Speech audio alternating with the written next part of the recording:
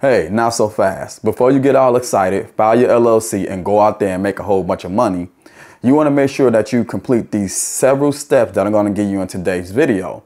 Because here's the reality.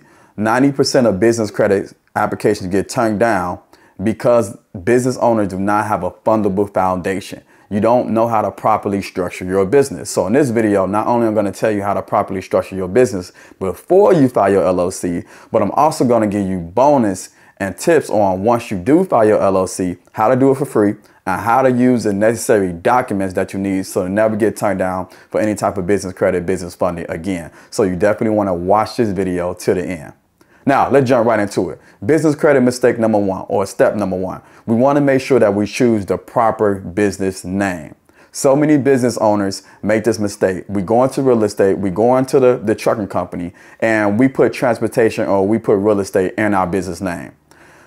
You're going to fall into two categories if you put that in your business name. Just to give you an example, you're going to get blacklisted, which means lenders and creditors will not do business with you at all because of the industry that you're in. Number two, or you're going to be very limited because you're going to be considered as a high risk industry.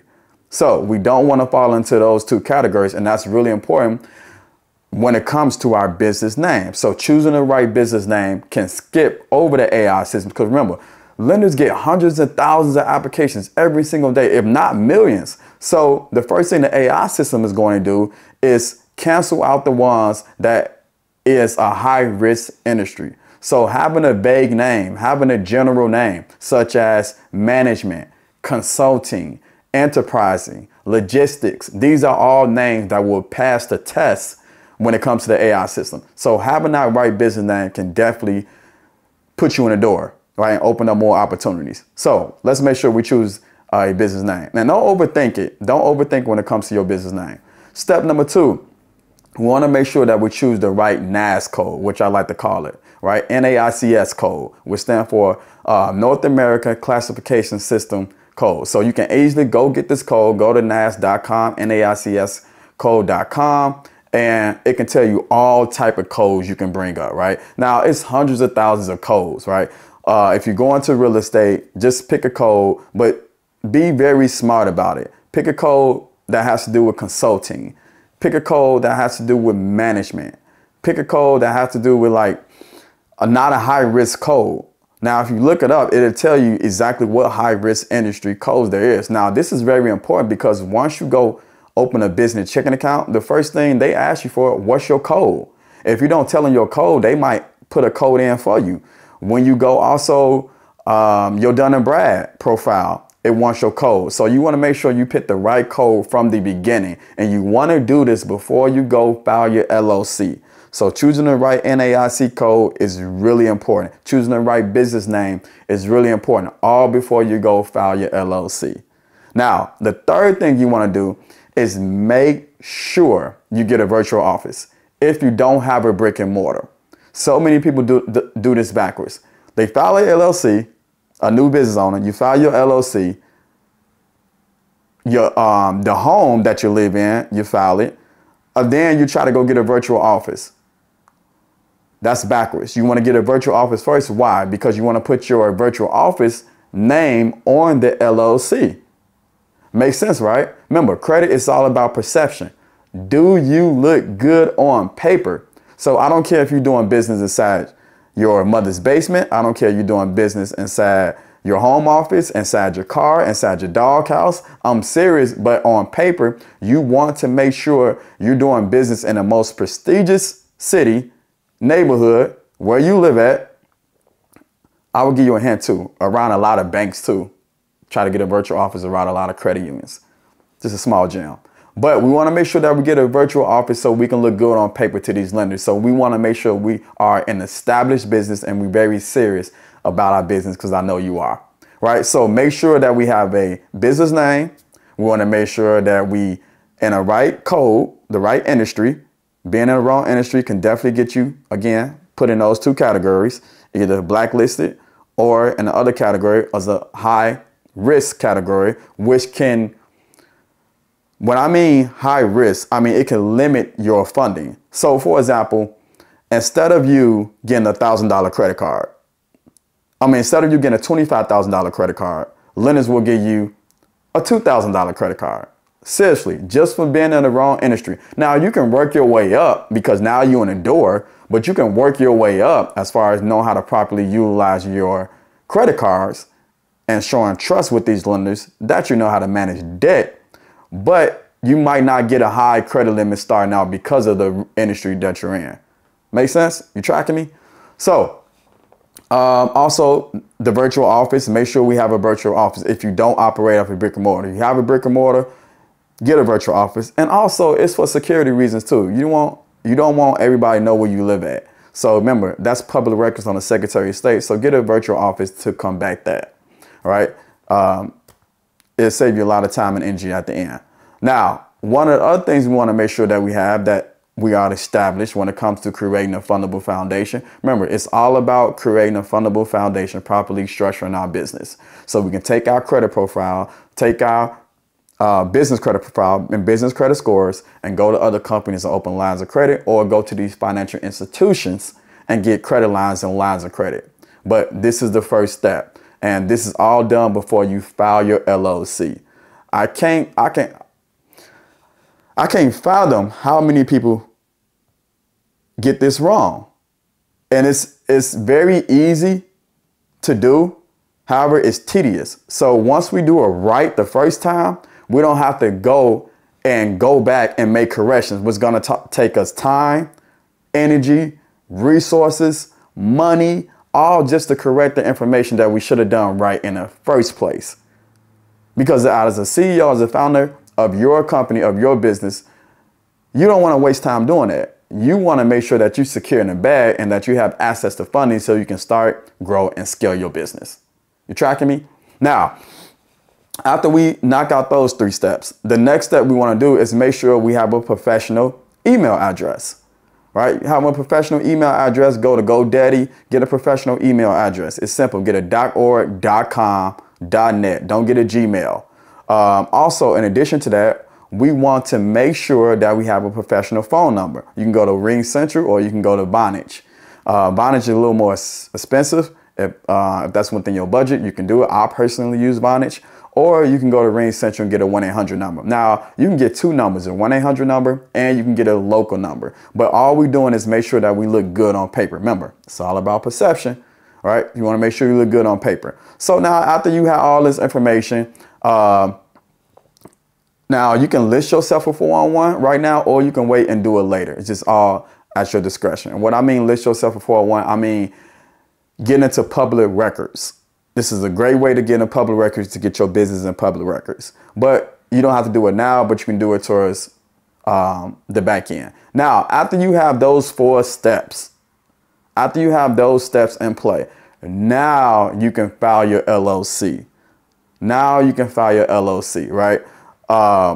Because now you can put your virtual office information on there. You can do your business name on there. And here's the thing when it comes to your business name, you want to make sure that you look up your business name and your Secretary of State before you go file it. This is another reason why you want to choose the right business name, because you want to make sure it's available. So you want to go to your Secretary of State, or I'm going to drop a link in the description below on where you can search where your business name to make sure that it's available in your state, right? So you want to do that too as well. But now you can go file your LLC, because now you can put your virtual office on there. You can put your business phone number in there. Now you have a business email address. So you have all these things intact, where now once you file your LLC, it's in position. So you don't have to go back and correct all this information because you didn't properly file your LLC. Now, here's the bonus what I want to give you. Once you file your LLC, this is really important. You need several documents when you file your LLC. We already talked about your virtual office, making sure that name is on the LLC. It's really important that everything is congruent across all platforms, meaning it has to be the same across all platforms. Because when lenders and creditors look up your information, the reason why business credit applications get turned down is because you guys fall into the fraudulent trap, into the identity trap, which means if your name is wrong on your LLC and your name is different from your EIN, then it doesn't match. If your name is wrong listed in 411 and your name is wrong on your Secretary of State, it doesn't match. So our information has to match across all platforms, which is really important. Even when you create a Dun & Brad profile, right, get your paydesk score. We want to make sure that that information that you input on the Secretary of State that you put on your EIN is the same as you put in Dun & Brad profile. Or you will get turned down because they're going to think, hey, this business is fake. This business is committing identity theft because the information don't match up. They can't find you. They can't verify your business. You tracking me? Now, here's the 2 documents that you need once you file your LLC. Here's the bonus. Here are 2 documents that you need once you file your LLC, which is really important. Number 1 is you need a registered agent. Now, this don't get talked about a lot. I'm going to put in the description below where not only you can file your LLC for free with this company, Inc. Authority, but also you're going to file your LLC for free. All you got to do is pay your state taxes, your state fee, not your state taxes, but your state fee. You can't get around that. No matter what, I don't care what platform you go, you're always going to have to pay that state fee. But most platforms charge in order to file on their platform. The company that I'm giving you below, Inc. Authority, they do not charge. So look in the description and it's going to be down there where you can click on it and file your LLC for free. You just have to pay your state fee. Now, state fees are different depending on what state you live in. So be mindful of that. Also, so that's one thing. You have to do a registered agent. A registered agent is big because a registered agent notifies you any important documents as far as that's coming from your Secretary of State. They notify you, right? They give you other important documents. Let's say if you've been sued, etc. So you don't want to file yourself as a registered agent. Now, the great thing about Inc. Authority, you get a free registered agent included in their package for free for an entire year. So you don't have to worry about paying or going to your state and looking for a registered agent like Google. Type in registered agent and you got to pay like $49 for however much it is in your state. You don't have to do that. It automatically comes with the registered agent, which is great. A lot of people miss this part. You list yourself as the registered agent. You don't want to do that. Number 2, you want to make sure you have an operating agreement, which is really important. Having an operating agreement is important because it's opened up the doors for a lot more opportunity. Do you know what you can do with an operating agreement? You probably don't, but did you know with an operating agreement, you can have somebody co-sign for your business, which means if your credit is not in position, somebody can co-sign. All it is paperwork on an operating agreement. And now they can use that person's credit and both of you guys can get business funding. Now, that's a whole nother video, right? It's called a CP, a credit partner, a whole nother video that I have to do. If you want me to do that video, you can definitely comment in a comment section below. Just type in, hey, CP. Just put in CP if you want me to do that video. So now, once you have your registered agent, once you have your operating agreement, now you can go out and in most cases, you need that operating agreement in order for you to open up a business checking account in some states. So you definitely want to have one. An operating agreement, for those who don't know, all it is it shows the layout, the blueprint of your business. It shows the proper structure of your business as far as who's the CEO, who's the president, who's the manager. It shows what roles people have in your business. It shows the financial structure, who own the most in your business, whether it's 80-20, 50-50, 60-40. It shows the profit, who gets the most profit of the business. So it's just like a blueprint and layout of your business as far as how it's being managed. So having an operating agreement is really important. Most lenders want to see their operating agreement because they want to see what's going on inside the business. So you definitely want to make sure you have one. Now, I hope this was insightful. Again, I hope you learned a lot from this because so many business owners make this mistake of filing their LLC first, then getting an EIN and be like, okay, I'm good. What can I do next? No, you skip like 6 steps, right? So I didn't want to make sure you guys didn't skip the 6 steps or how many steps it was that I just gave you in order to properly structure your business. Now, there's much more to it, but I just went up to the time that you file your LLC because then once you file your LLC, you got to do a few things after that. But hope you guys enjoyed this video. I will see you on the next video.